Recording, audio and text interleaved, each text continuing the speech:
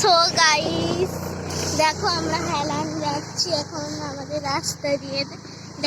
দেখিয়ে যাব রাস্তাটা। দেখো গ্রামের পরিবেশ, দেখো দুধার। এটা পুকুর একটা আছে, ঝোপে গেলে আড়াই হয়ে গেছে। দাঁড়াও আগে যাই তারপর দেখাবো। দেখো সামনে জলের ট্যাঙ্ক। চলো যাচ্ছি।